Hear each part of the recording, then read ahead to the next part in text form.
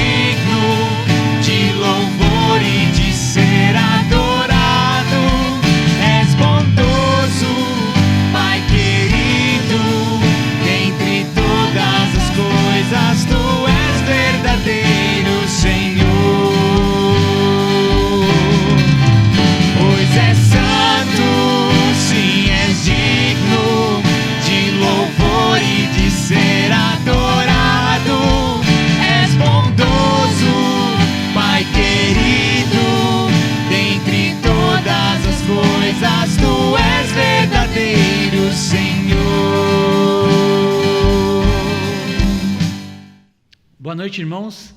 Sejam muito bem-vindos ao nosso culto online.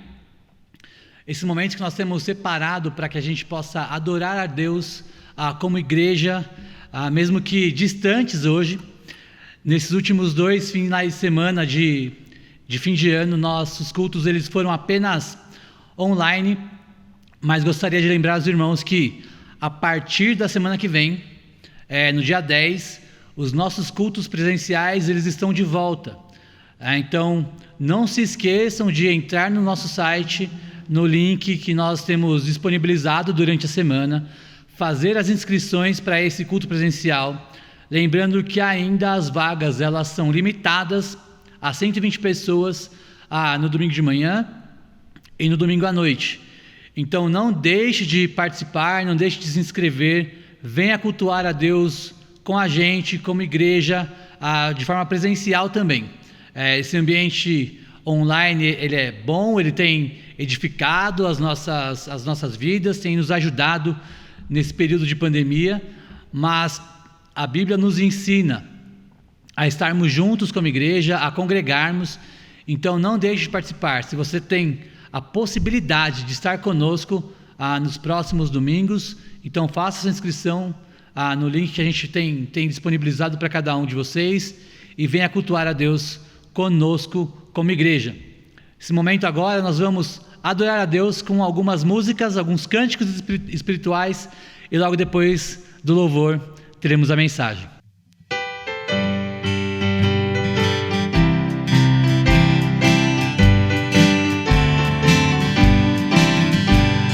Quando Cristo sua trombeta lá do céu mandar tocar, quando o dia muito glorioso lá romper, e aos remidos desta terra meu Jesus incorporar, e fizer-se então chamada, lá estarei.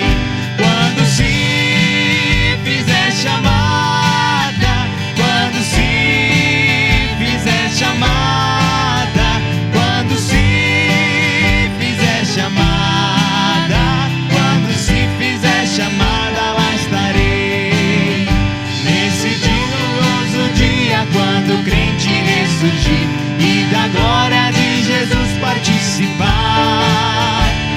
dos crentes ressurgidos nos saudarem no porvir, e fizer-se então chamada, lá estarei.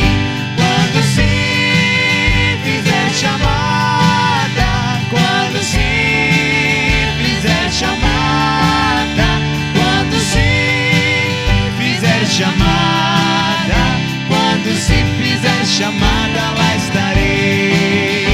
E darei então pra Cristo até o dia terminar. Falarei do seu amor por nós aqui. Quando pois findar a vida e o labor aqui cessar, e fizer-se então chamada, lá estarei. Quando se fizer chamada, quando se fizer chamada, quando se fizer chamada, quando se fizer chamada, lá estarei. Amém, irmãos? Vamos seguir focados nessa, não focados, mas com todo esse conforto de que quando se fizer chamada, aqueles que crerem em Jesus Cristo, aqueles que têm Deus, Jesus como Deus, estarão lá no céu, né? Vamos cantar nosso próximo cântico, Salmo 121. Acompanhe pela letra aqui, que aparece na sua tela, ou abra sua Bíblia em Salmo 121 e acompanhe a letra, que é exatamente isso que a gente vai cantar.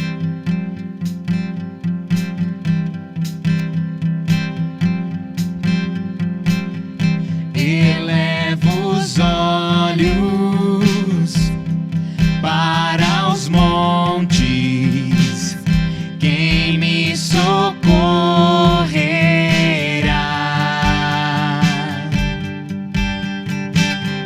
Daquele que fez o universo, a salvação virá. Elevo os olhos para os montes, quem me socorrerá?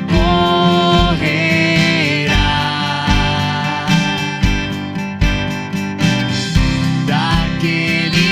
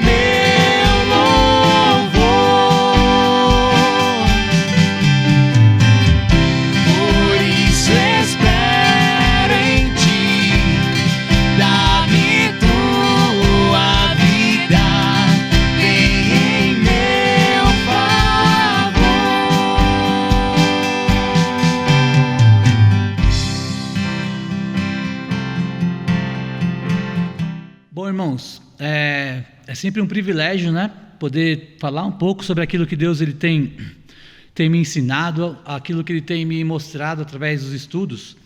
E hoje, nosso primeiro culto do ano, primeiro culto noturno, né, de 2021, tivemos o culto de manhã. E eu queria olhar hoje com os irmãos o seguinte tema: resoluções para a igreja. Algumas resoluções importantes que nós, como igreja, nós precisamos observar, nós precisamos refletir durante esse próximo ano, esse ano que começa agora. Com certeza, no final do ano passado, você tomou algumas decisões, você fez algumas reflexões sobre a sua vida, sobre tudo que você viveu, as escolhas que você fez durante o ano de 2020. Com certeza você fez algumas reflexões, algumas ponderações em relação ao ano passado, e você tomou decisões para esse ano novo. Você tomou algumas decisões para esse ano de 2021. Talvez você tenha decidido melhorar em alguma área do seu trabalho. Você talvez tenha decidido fazer algum curso, estudar alguma coisa para que você possa se aperfeiçoar no mercado de trabalho. Talvez você tenha decidido estudar alguma coisa como hobby mesmo, aprender um idioma, aprender alguma coisa nova que vai te ajudar no seu dia a dia. Talvez você tenha decidido fazer uma dieta. Você, depois das festas de Natal, Ano Novo, a gente sempre acaba exagerando um pouco mais da comida e vem aquele peso na consciência, então a gente acaba decidindo fazer um tipo de dieta em janeiro para dar uma segurada na comida, para perder um pouco de peso. Talvez você tenha tomado essa decisão. Talvez você tenha tomado uma decisão de repente mudar de casa, procurar um novo lugar para você morar, comprar um novo apartamento, trocar o seu carro. Talvez você tenha refletido em algumas coisas e feito resoluções para a sua vida agora em 2021. Só que existe um problema, geralmente, nas nossas resoluções de final de ano. Muitas vezes nós tomamos decisões ou fazemos essas resoluções meio que sem pensar. A gente reflete um pouco, a gente vê o que deu certo, vê o que deu errado, e a gente começa a falar: olha, eu preciso mudar isso, eu preciso mudar aquilo, eu preciso melhorar nisso, eu preciso melhorar naquilo, mas a gente nunca tenta colocar alguma forma de medir as nossas resoluções. A gente acaba não procurando ter uma forma como a gente vai falar assim: bom, eu vou descobrir realmente que essa resolução que eu fiz, eu coloquei ela em prática, né? Pensando na perda de peso. Eu vou descobrir que eu coloquei em prática aquela minha decisão no final do ano, se eu perdi 10 quilos, 15 quilos, 20 quilos, dependendo aí, né? De quanto a gente comeu no final do ano. Mas geralmente a gente não faz esse tipo, não coloca esse tipo de meta, de objetivo nas nossas resoluções. E eu queria ver com os irmãos algumas resoluções importantes para nós como igreja. Queria olhar especificamente 3 resoluções para nós como igreja nesse ano que começa agora em 2021. E essas resoluções, elas vão ter como característica que a gente consegue medi-las, que a gente consegue saber se a gente tem colocado elas em prática ou não. A gente consegue observar através das nossas ações, das nossas atitudes, se essas resoluções que eu vou propor para nós hoje, a gente vai colocar elas em prática ou não. A igreja cristã, nós como igreja, nós precisamos ter marcas, nós precisamos ter características que se assemelham com as características de Jesus, que se assemelham com aquilo que a Bíblia nos traz, que a Bíblia nos ensina. E nós precisamos colocar essas ordens, esses mandamentos de Deus na nossa vida individualmente falando e também na nossa vida como igreja. E essas 3 resoluções, elas se encontram lá na carta de Paulo aos Colossenses, a carta que a gente começou a estudar o ano passado. A gente viu algumas questões sobre a igreja de Colossos do ano passado, e eu queria começar esse ano olhando mais algumas características que Paulo pede que a igreja tenha. Que se a igreja de Colossos estivesse olhando essa carta de Paulo no dia 3 de janeiro no ano 50 e alguma coisa aí, depois de Cristo, Paulo ia querer que essa igreja colocasse essas resoluções aqui em prática também. E a primeira resolução é que essa igreja precisa ser uma igreja que é marcada pelo amor. Nós, como igreja, precisamos ser marcados, ser conhecidos pelo amor uns para com os outros. Colossenses 3, os versículos 12 até 14, o texto diz o seguinte: revesti-vos, pois, como eleitos de Deus, santos e amados, de ternos afetos de misericórdia, de bondade, de humildade, de mansidão, de longanimidade. Suportai-vos uns aos outros, perdoai-vos mutuamente, caso alguém tenha motivo de queixa contra outro. Assim como o Senhor vos perdoou, assim também perdoai vós. Acima de tudo, isto, porém, esteja o amor, que é o vínculo da perfeição. Então, a primeira reflexão que nós precisamos fazer é que se o amor, ele é evidente, se o amor é uma característica da nossa vida, se nós, cristãos da Igreja Batista Esperança, nós somos conhecidos, tanto na nossa igreja local, quanto nos lugares onde a gente tem se relacionado com outras pessoas, seja no trabalho, seja na sua família, não importa onde, nós precisamos ser conhecidos por pessoas que têm atitudes amorosas. O amor tem que ser uma marca evidente na vida do cristão. Amar é um verbo. Eu gosto dessa ideia do amor sendo um verbo, porque indica ação, indica atitude. Não é alguma coisa, o amor não é algo que eu apenas falo ali da boca para fora, mas o amor é algo que eu tenho que demonstrar. Eu preciso provar o meu amor com atitudes todos os dias. O amor tem que ser provado, eu tenho que demonstrar esse amor. Quando as pessoas geralmente te perguntam, como você tem certeza que Deus te ama? Eu tenho quase certeza que você vai responder da seguinte forma: eu tenho certeza que Deus me ama, porque Deus deu o Filho dele, Deus deu Jesus Cristo para morrer pelos meus pecados, Ele pagou pelos meus pecados. Então eu posso ter certeza absoluta que Deus me ama, porque Deus provou o amor dele. É isso o que Paulo ele vai dizer em Romanos capítulo 5, no versículo 8. Paulo diz, porque Deus ele prova o seu amor por nós, tendo a Cristo Jesus morrido por nós. Então, o amor de Deus por nós é um amor que pode ser medido. Ele pode ser medido pelo fato de Deus ter dado Jesus para morrer por nós. Então, o amor é algo que eu posso medir. Eu posso medir quanto Deus me ama, eu posso medir quanto eu tenho amado outra pessoa. E é interessante isso no texto de Romanos 5, no versículo 8, porque Paulo diz que Deus prova o amor dele quando ele deu o Filho dele, quando deu Jesus para morrer por nós. Isso já mostra o tamanho do amor de Deus, já mostra o quanto Deus nos ama.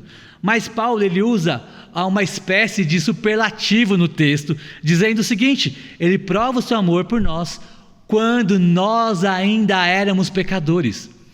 Se só o fato de dar Jesus, de dar o seu Filho para morrer por nós, já é um ato de amor, ainda mais quando nós vemos que Deus fez isso, quando nós ainda não merecíamos, quando nós ainda éramos pecadores. Então, Deus ele demonstra que o amor dele é enorme por nós, é enorme. Pelo fato de nós sermos pecadores e de Cristo ter morrido por nós, é uma demonstração do quanto Deus nos ama. Então a gente consegue medir o tamanho do amor de Deus, é um amor imenso. O preço que foi pago por nós é um preço gigante, é um preço muito alto, é um preço muito caro. Então nós podemos ter essa ideia de tamanho, de tamanho do amor de Deus por nós. O nosso amor também pode ser medido através das nossas atitudes amorosas. Paulo ele vai listar no texto aqui algumas atitudes que devem ser a característica do cristão. Como cristão, essas virtudes apresentadas no texto, elas precisam ser evidentes na minha vida. As pessoas que eu tenho me relacionado, as pessoas com quem eu tenho convivido, essas pessoas precisam ver em mim o amor de Deus, o amor que eu tenho por elas, através da minha bondade, através da forma como eu sou benigno com elas, através da forma como eu sou humilde, eu sou manso, eu trato essas pessoas com mansidão. Então Paulo ele vai demonstrando para a gente aqui que essas virtudes, essas características, elas precisam ser evidentes na minha vida. Elas têm que ser evidentes na sua vida também. Eu queria que você fizesse um exercício de memória agora aqui. Queria que você se lembrasse da sua última discussão com alguém. Pode ter sido uma discussão que você teve com a sua esposa, com o seu filho, de repente uma discussão que você teve com os seus pais. Queria que você lembrasse desse momento aí que você teve uma discussão, que gerou um conflito, gerou um atrito familiar, ou um atrito entre amigos, alguém, um chefe no trabalho. Queria que você recordasse esse momento. Agora eu queria que você pensasse em qual dessas atitudes que o texto nos mostra ali no versículo 12, que se você tivesse uma dessas atitudes, a sua discussão ela teria ido por um outro caminho, ela teria ido para uma outra direção, ela teria ido para um outro sentido. Ao invés de você ter criado um conflito gigante, uma briga ali muito sem precedentes, como teria sido essa discussão se você tivesse sido amável, se você tivesse exercido afeto, misericórdia, bondade, humildade, mansidão ou longanimidade por aquela pessoa com qual você teve um conflito? Qual seria a forma como esse conflito teria se resolvido? Será que se você tivesse alguma dessas atitudes, se essas atitudes fossem características na sua vida, será que o seu conflito teria se resolvido de uma forma diferente? Será que ninguém teria ficado magoado? Será que ninguém teria ficado chateado? Será que ninguém sairia batendo a porta? Eu queria, irmãos, que vocês percebessem como atitudes amorosas, elas geram soluções pacíficas. Atitudes amorosas geram soluções pacíficas. E isso vai acontecer independente do contexto em que aquele conflito ele aconteceu. Independente se é na sua casa, independente se é no seu trabalho, independente se é na faculdade, não importa. Atitudes amorosas geram soluções pacíficas. Outra atitude muito importante que o texto nos mostra, que esse amor ele vai se demonstrar nos nossos relacionamentos, é pelo fato que nós devemos suportar uns aos outros. O versículo 13 diz exatamente isso: suportai-vos uns aos outros, perdoai-vos mutuamente. Essa ideia de suporte aqui é uma ideia de apoio. Eu tenho apoiado pessoas têm vivido conflitos, pessoas têm passado por problemas, e eu tenho sido um lugar onde essas pessoas encontram um apoio. A igreja é o lugar onde pessoas precisam receber suporte. A igreja é um lugar onde as pessoas precisam receber apoio. Pessoas chegam aqui, irmãos, feridas em relacionamentos, feridas porque tem algum tipo de sofrimento na sua vida. Pessoas chegam aqui na nossa igreja com diversas necessidades. Algumas pessoas chegam aqui com algum tipo de doença. Vêm fazer algum tratamento em algum dos hospitais aqui próximo. E elas acabam encontrando a nossa igreja.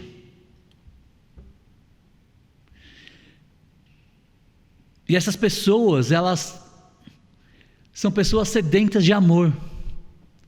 São pessoas que de repente no seu histórico de vida, elas nunca receberam o carinho, o conforto de uma família, elas nunca receberam o amor de um pai, de uma mãe.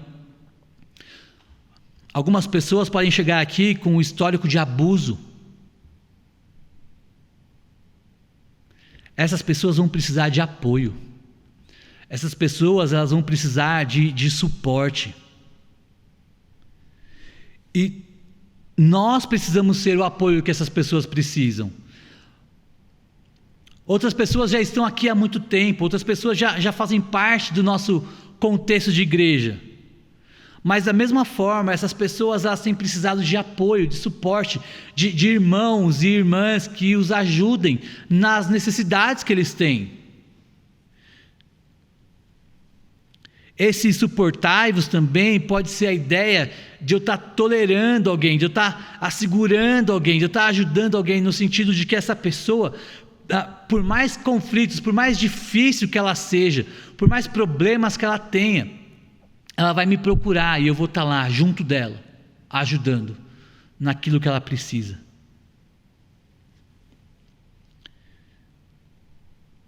Vivemos em um mundo sedento de amor, do amor de Deus e do amor de uns para com os outros. A visão de amor que o mundo oferece é uma visão antibíblica, é uma visão errada, e é uma visão que não dá esse suporte para as pessoas. A visão bíblica do amor é de um amor que gera atitude, um amor que gera ação, de um amor que gera suporte. Uma outra forma que esse amor ele é demonstrado, ele também é demonstrado ou manifestado através do perdão. Ainda no versículo 13, Paulo vai dizer que nós devemos perdoar uns aos outros mutuamente, caso alguém tenha motivo de queixa contra outrem ou contra outra pessoa. Precisamos nos lembrar de algo essencial. Eu e você somos imperfeitos, somos pecadores,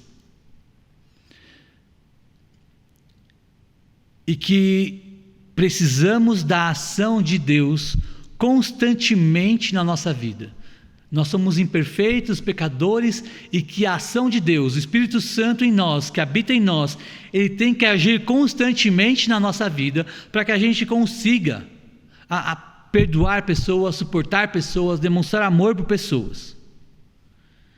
E é importante a gente lembrar que nós somos imperfeitos, porque nós iremos magoar pessoas, nós iremos ferir pessoas, nós em algum momento vamos dizer alguma palavra, alguma coisa para alguém que vai acabar com o dia daquela pessoa. Da mesma forma como em algum momento alguém vai me magoar, alguém vai me ferir, em algum momento alguém vai dizer alguma coisa que vai me deixar para baixo, vai me deixar mal.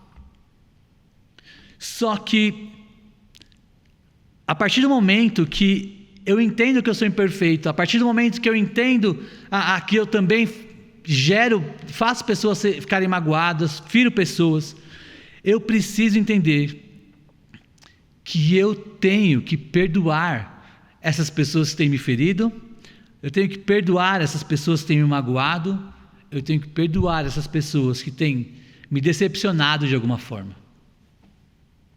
O perdão deve ser uma marca, uma característica de uma igreja amorosa. Aliás, não existe amor na igreja cristã se não há perdão. Não existe amor sem perdão. O amor perdoa. Porque o amor não coloca os nossos interesses em primeiro lugar, mas ele coloca o interesse do próximo em primeiro lugar.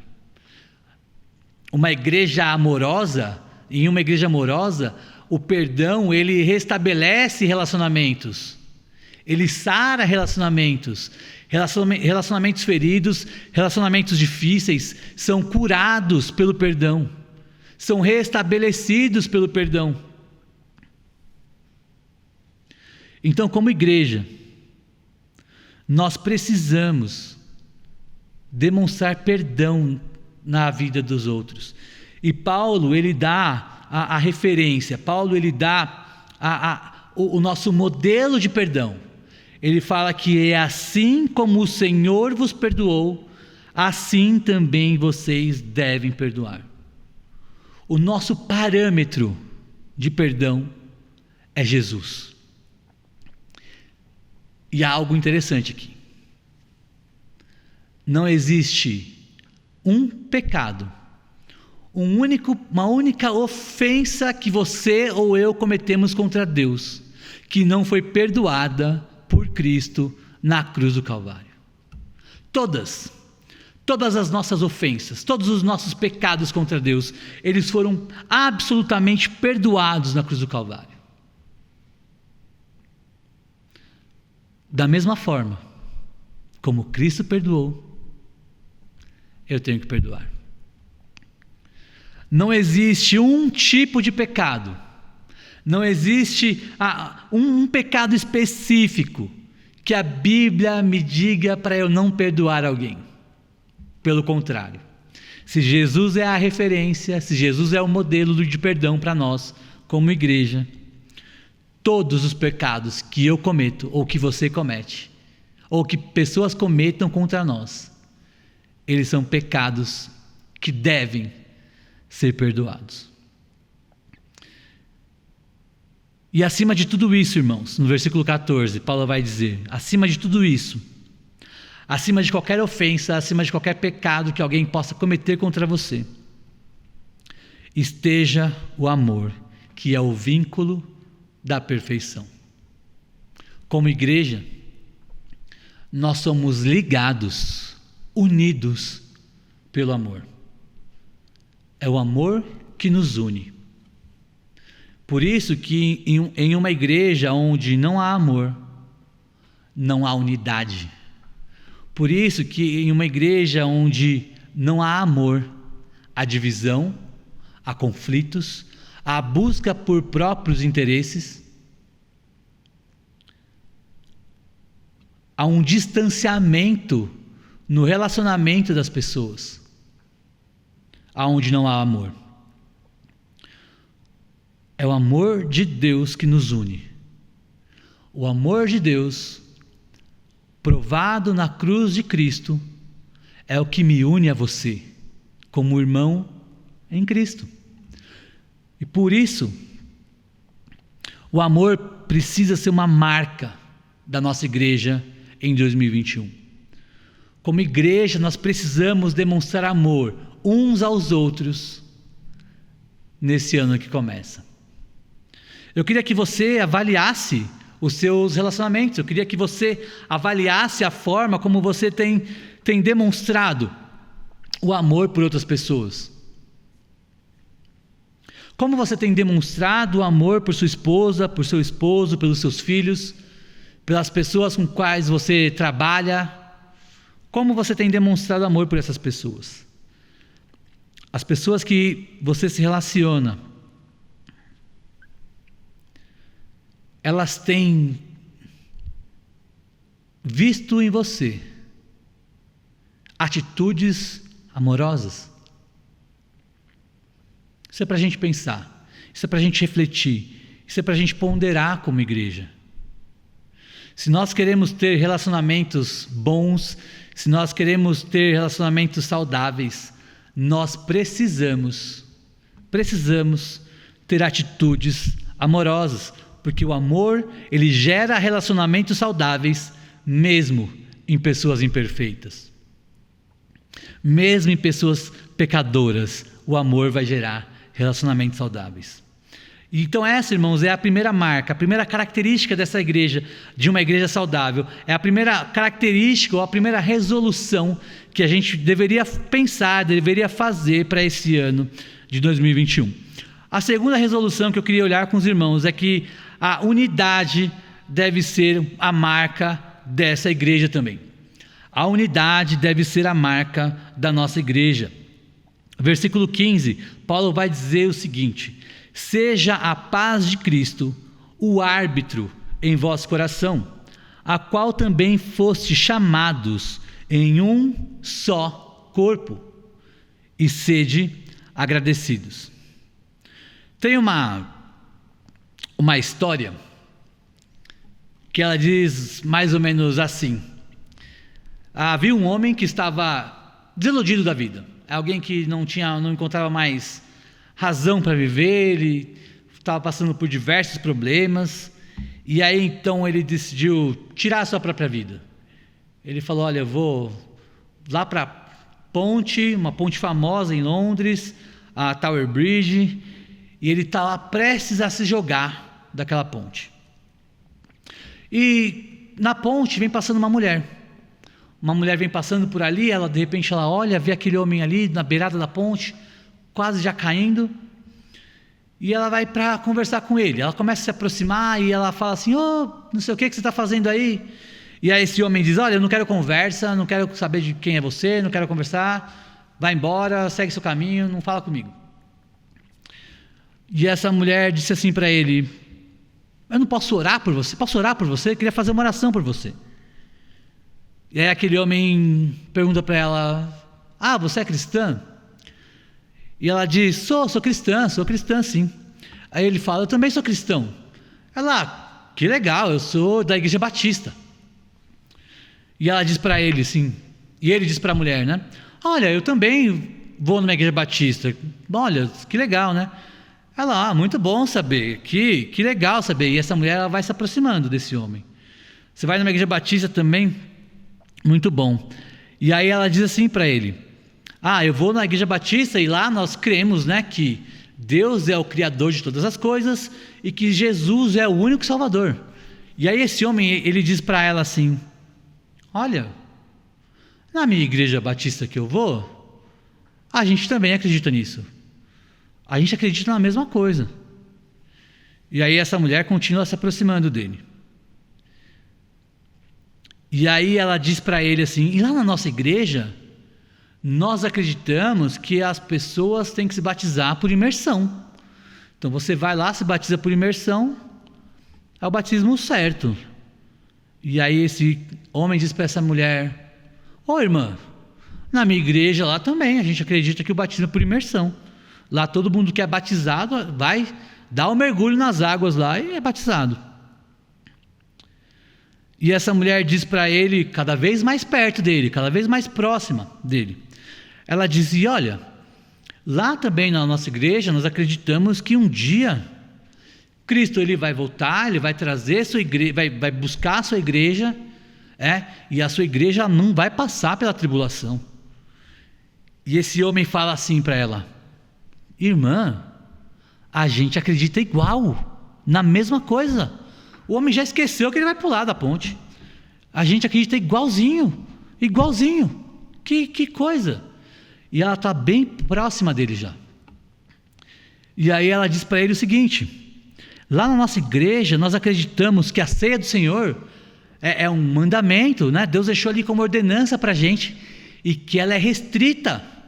Somente os membros daquela igreja local, eles podem tomar aquela ceia, né? Se você faz parte de uma outra igreja local, mesmo que você é um crente ou não, você tomar a ceia na sua igreja local, eu tomo ceia na minha igreja local, e está tudo certo. E aí ele fala assim: irmã, lá na nossa igreja a gente acredita que a ceia é livre. Então se você é crente em Cristo Jesus, se você foi salvo um dia, batizado, você pode tomar a ceia, independente da igreja que você vai, né? Aí ela se aproxima dele, estende a mão e o empurra. Morre, herege. Porque eles tinham uma mínima diferença na crença deles ali. Óbvio, irmãos, que isso é uma piada que a gente conta no seminário, né? Mas quantas vezes nós não deixamos de ter unidade, de andarmos juntos, de irmos em busca dos mesmos objetivos, porque nós temos um ou outro pensamento diferente. Quantas vezes nós nos afastamos de pessoas, quantas vezes nós deixamos de nos relacionar com alguns irmãos da igreja, porque eles têm uma preferência política diferente da nossa, ou porque eles têm uma preferência, um time de futebol diferente, ou porque eles tiveram uma educação diferente, ou porque eles tiveram um histórico de vida diferente, ou porque eles tiveram ou porque eles têm uma vida social diferente, questão de um é rico, outro é pobre. Quantas e quantas vezes a gente deixa de ter um relacionamento íntimo, próximo, que vai nos levar cada vez mais para perto de Jesus, que vai nos levar cada vez mais para perto de Deus, porque nós temos pensamentos diferentes de outras pessoas. Paulo diz, irmãos, que nós precisamos ter como juiz da nossa vida como igreja a paz de Cristo. É a paz de Cristo que deve ser o árbitro, o juiz, aquilo que vai julgar as nossas ações, e não as minhas preferências, e não as minhas vontades, e não os meus desejos. Paulo, nesse parágrafo todo aqui, desde o versículo 5 até o versículo 17, Paulo ele está falando sobre relacionamento interpessoal aqui entre os cristãos. É disso que o texto está falando, é de relacionamento. Só que esse versículo 15, ele pode ser interpretado de uma forma diferente, de uma forma errada, se ele for retirado do seu contexto e ser interpretado de uma forma mais isolada, tá? Muitas pessoas, eles vão achar que esse versículo 15 está dizendo o seguinte: se o meu coração ele está em paz, então eu posso tomar aquela atitude. Se eu estou em paz no meu coração, eu posso fazer qualquer coisa, porque eu tenho paz. Olha, eu quero começar a fazer uma coisa, mas eu não sei se é certo, não sei se é errado. O que vai definir aquilo é se eu tenho paz no coração. Então a pessoa vai, ela toma uma decisão que é tola, que desagrada a Deus, mas ela está com o coração cheio de paz. Só como ilustração, Jonas, no barco, dormindo, estava cheio de paz. O coração dele estava em paz. Só que ele estava fugindo da vontade de Deus. Ele estava quilômetros de distância da vontade de Deus. Mas ele estava em paz. Se você entender esse texto dessa forma, você vai tomar várias e várias atitudes na sua vida que são contrárias à vontade de Deus para a sua vida, mas o seu coração vai estar em paz. Essa ideia errada, ela esquece de que o nosso coração ele é enganoso e que muitas vezes ele vai nos levar em direção contrária à vontade de Deus. Mas quando a gente coloca esse texto, encaixa ele dentro do contexto que ele está inserido aqui, a gente está vendo que Paulo ele está falando sobre relacionamentos. Então a igreja vai viver em paz, a igreja vai ter relacionamentos bons, relacionamentos saudáveis, quando quem for julgar os nossos relacionamentos é a paz de Cristo. Não a minha preferência, não o meu desejo, não as minhas tradições, as minhas vontades, aquilo que eu acho que é melhor, aquilo que eu acho que é certo. Quando Paulo diz que a paz de Cristo ela deve ser o árbitro, ele está vendo uma figura ali de um juiz mesmo do campo esportivo, né? E aquele juiz, ele conhece as regras do jogo, e toda atitude dentro daquele jogo que vai contra as regras, ele é eliminado do jogo. Então, se uma pessoa tem tomado uma atitude antidesportiva dentro do jogo ali, aquele juiz ele vai retirar aquela pessoa daquele jogo. Então Paulo está falando que as nossas atitudes que vão contra a paz de Cristo, que vão contra um relacionamento de paz dentro da igreja, essas atitudes elas devem ser retiradas do nosso meio. Aquela primeira lista que a gente olhou numa das minhas mensagens, quando falava sobre atitudes pecaminosas, sobre mentira, sobre ira, indignação, dos versículos 8 e versículo 9, são contra o jogo, são contra as regras do jogo. Então esse árbitro, que é a paz de Cristo, ele elimina a mentira, ele elimina a ira, ele elimina a indignação do jogo. Assim devem ser os nossos relacionamentos. O que deve guiar os nossos relacionamentos não são as nossas preferências, mas a paz de Cristo. Fomos chamados para ser um corpo. Ser um corpo. Unidade. Mas quantas vezes nós preferimos desobedecer a esse mandamento da unidade por causa das nossas preferências, das nossas tradições, daquilo que a gente acha que é melhor? Em determinado momento, Jesus está tendo uma discussão com alguns fariseus, com alguns mestres da lei, porque os fariseus, eles estavam condenando os discípulos de Jesus, porque eles não lavavam as mãos antes de comer. Então, os fariseus, eles se aproximam de Jesus e eles fazem uma pergunta para Jesus ali. Por que os seus discípulos, eles quebram as nossas tradições? Por que os seus discípulos não obedecem às nossas tradições santas, né? As nossas tradições judaicas aqui, da lei, e não da lei de Moisés, mas da lei deles ali, que eles tinham criado. Por que os seus discípulos não respeitam as nossas tradições de tanto tempo, tão sagradas? E eles não lavam as mãos antes de comer. E a resposta de Jesus é incrível, incrível. Jesus diz o seguinte para eles: por que vocês desobedecem os mandamentos de Deus por causa das suas tradições? Essa pergunta, ela reverbera nos nossos dias. Por que a gente desobedece o mandamento de Deus em relação à unidade da igreja por causa das nossas tradições, por causa das nossas preferências, por causa daquilo que a gente acha que é melhor, e não do que a Bíblia nos orienta? Por que a gente faz isso? Irmãos, onde a paz de Cristo governa, ao invés de discussões, reclamações, existe gratidão.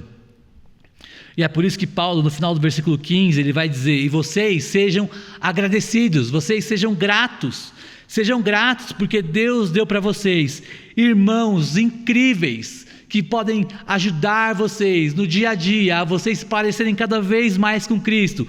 Sejam gratos porque Deus colocou na vida de vocês líderes, que têm levado, ensinado, conduzido o povo na palavra de Deus. Deem graças a Deus, sejam gratos a Deus, e não murmuradores, e não homens e mulheres que só sabem reclamar, que nada está bom, que tudo está errado. Irmãos, onde há ingratidão, não há amor, não há suporte, não há perdão. Aonde não há gratidão, não há amor, não há suporte e não há perdão, e não há unidade. A gente precisa olhar para aquilo que a Bíblia tem nos ensinado, sobre o que é ser igreja, sobre o que é viver igreja. E gratidão faz parte disso. Ser gratos porque Deus tem colocado irmãos incríveis, embora que ainda pecadores, que precisam ser suportados, que precisam ser perdoados e precisam ser usados para a edificação da nossa igreja. A unidade tem que ser algo que nós precisamos buscar nesse ano novo, nesse ano de 2021. A terceira resolução que nós precisamos buscar, que nós precisamos colocar como meta, como alvo para a nossa vida, é que nós precisamos ser uma igreja que é marcada pelo envolvimento espiritual. O versículo 16, ele diz o seguinte: habite ricamente em vocês a palavra de Cristo, instruí-vos e aconselhai-vos mutuamente em toda a sabedoria, louvando a Deus com salmos e hinos e cânticos espirituais, com gratidão em vosso coração. Irmãos, esse envolvimento espiritual, ele começa em mim. Ele é individual. Paulo vai dizer que a palavra de Cristo, ela precisa habitar em mim. Em primeiro lugar, eu devo ser alguém que tem o conhecimento da palavra de Cristo. Nós somos uma igreja privilegiada, muito privilegiada. Os nossos pastores são homens com muito compromisso com a palavra de Deus. Não tenho a menor dúvida de que domingo após domingo nós temos o privilégio de ouvirmos pregações bíblicas que nos direcionam a andar no caminho de Deus, a andar no caminho do Senhor. Mas Paulo aqui, ele não tem como foco, como objetivo da instrução, apenas os líderes. O objetivo de Paulo aqui, o foco de Paulo aqui, é na igreja como um todo. Cada crente, individualmente falando, ele deve ser alguém que busca a palavra de Cristo, que tem a palavra de Deus, a palavra de Cristo, habitando ricamente nele. Infelizmente, irmãos, nós vivemos uma fase da igreja cristã que ela é considerada hoje como os crentes sendo analfabetos bíblicos. Temos instrução em diversas áreas.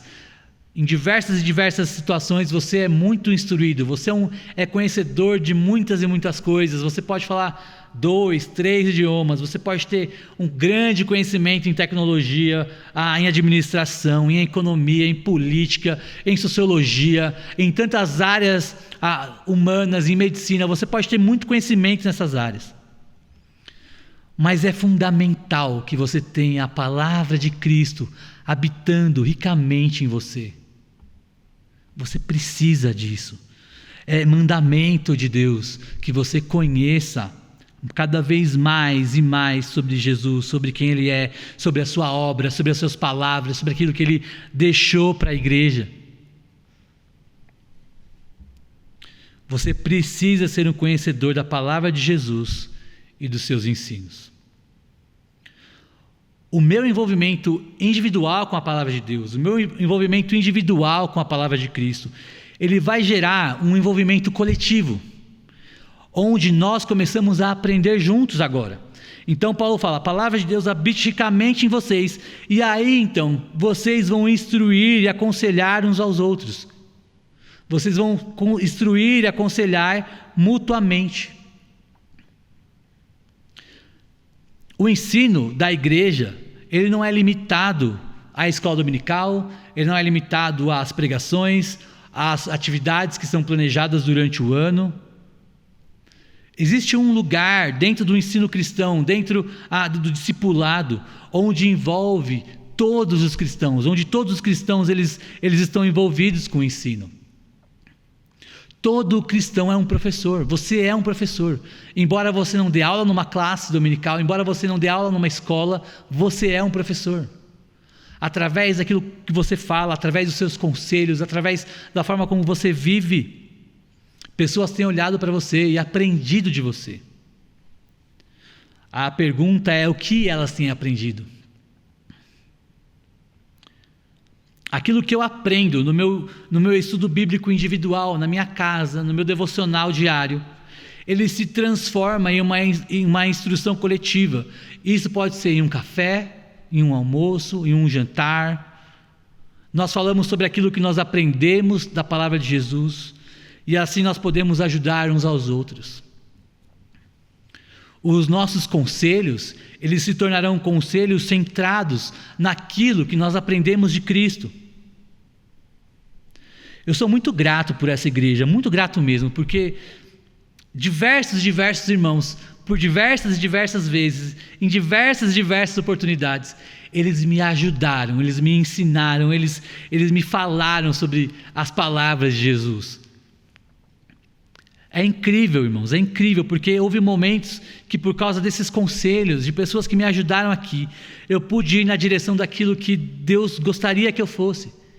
E se hoje eu tenho pregado, eu tenho terminado meus estudos no seminário, eu tenho trabalhado aqui na igreja, se hoje eu tenho feito tudo isso, é porque diversos irmãos se envolveram espiritualmente na minha vida, e me ensinaram, e me aconselharam, e me ajudaram.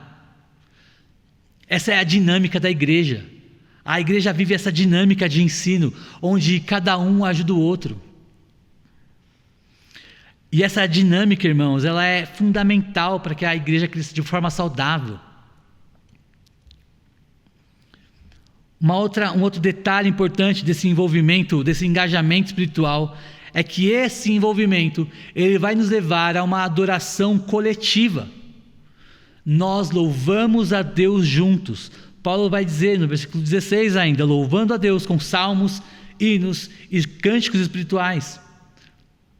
Nós estamos reunidos como igreja adorando a Deus. Estamos envolvidos espiritualmente na vida de outras pessoas. Nós temos ajudado a vida de outras pessoas a se tornarem mais parecidas com Jesus, porque nós nos envolvemos como igreja e nós adoramos e louvamos a Deus juntos. O ano que passou, 2020, nós fomos impedidos de fazer isso por causa da pandemia. Durante muitos meses, nós ficamos apenas nos cultos online, apenas à distância. Nós aqui trazendo mensagens, cantando, levando o culto a Deus também, e vocês nas suas casas, por causa da pandemia. Depois de um tempo, graças a Deus, nós voltamos a nos reunir, ainda com um número reduzido, mas já era a volta, né, de estar todo mundo, de estar algumas pessoas juntas, de cantar junto, de louvar junto. E nossa oração para esse ano de 2021 é que, pela graça de Deus, essa pandemia acabe de uma vez, para que a gente possa voltar a nos reunir com a nossa capacidade máxima novamente, para ter todos esses bancos cheios aqui, para que a gente possa cantar e louvar a Deus juntos. Isso também é um envolvimento espiritual. Irmãos, eu sou um grande fã da tecnologia. Eu sou um grande fã das possibilidades que esse mundo virtual ele nos dá. Mas saiba que o culto online, ele não supre a nossa necessidade de adorarmos a Deus de forma coletiva. O culto online, ele nos abre portas, ele nos dá várias e várias oportunidades do Evangelho chegar a locais onde nós não chegaríamos de forma presencial, mas ele não supre a importância do relacionamento pessoal e mais próximo que nós temos quando nós estamos juntos. Ele não supre isso para você, ele não supre isso para mim, ele não supre. Então, irmãos, quando você tiver a oportunidade de voltar a se reunir como igreja, não perca essa oportunidade. Venha presencialmente, venha para o culto, venha adorar juntos, porque isso é estar envolvido espiritualmente na vida de outros irmãos. Isso é ajudar na edificação, no crescimento espiritual de outros crentes. Por isso, a Bíblia nos exorta a não deixar de congregar. Então não deixe de congregar, não fique só no online, venha também para o presencial quando nós assim pudermos. Então venha, não deixe de fazer parte disso. Eu tenho recebido várias mensagens perguntando quando os jovens eles vão voltar a se reunir novamente presencialmente, de quando os nossos pequenos grupos eles vão voltar a se reunir de forma presencial. Por que tantas perguntas? Por que as pessoas têm mandado essas mensagens? Porque estar junto faz falta. Faz falta. Poder sair depois do culto, comer uma pizza juntos, faz falta. Porque até nesses momentos, depois que a nossa reunião aqui acaba, e nós saímos para fazer alguma coisa juntos, nesses momentos também, Deus nos dá a oportunidade de instruir e aconselhar uns aos outros. Então, esse momento junto, esse momento presencialmente, ele é muito importante para o desenvolvimento, para a maturidade da nossa fé. E Paulo ele encerra esse trecho dizendo: e tudo que vocês fizerem, ou tudo que fizerdes, seja em palavra, seja em ação, fazei-o em nome do Senhor Jesus, dando por Ele graças a Deus Pai. Tudo que nós fazemos, palavra, ação, tudo, tem que ser algo que vai dar graças, que vai ser em nome do nosso Senhor Jesus. Os nossos relacionamentos, eles devem ser marcados por relacionamentos que honram e glorificam o nome de Cristo. Como tem sido o seu envolvimento como igreja? Como tem sido a forma como você tem se relacionado com outros cristãos, com outros crentes, principalmente crentes da nossa igreja, crentes da igreja local aqui? Você pode pensar, eu tenho amigos crentes do meu trabalho, amigos crentes da minha faculdade, tenho amigos crentes que eu conheço na internet e tudo mais, mas como você tem se envolvido com os crentes daqui, desse corpo, igreja local? Que essas 3 resoluções, que nós sejamos conhecidos pelo amor, marcados pelo amor, que nós sejamos uma igreja que busca a unidade e que nós sejamos uma igreja envolvida, espiritualmente falando. Essas são as 3 resoluções que nós olhamos hoje e que eu queria compartilhar com cada um dos irmãos. Como tem sido o seu relacionamento em cada uma dessas áreas?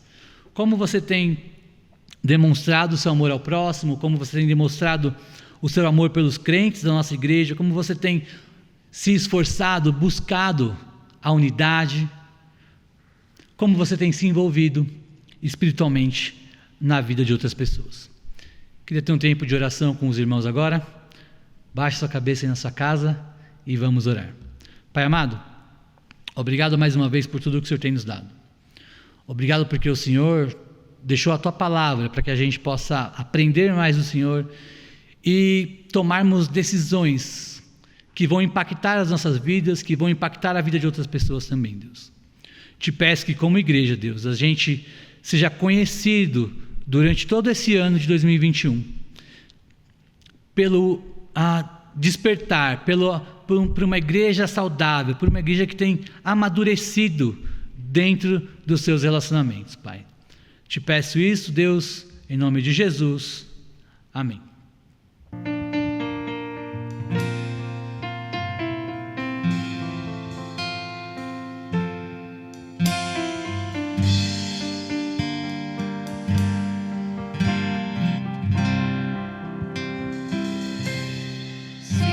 Olhares, Senhor, pra dentro de mim, nada encontrarás de bom, mas um desejo eu tenho de ser transformado.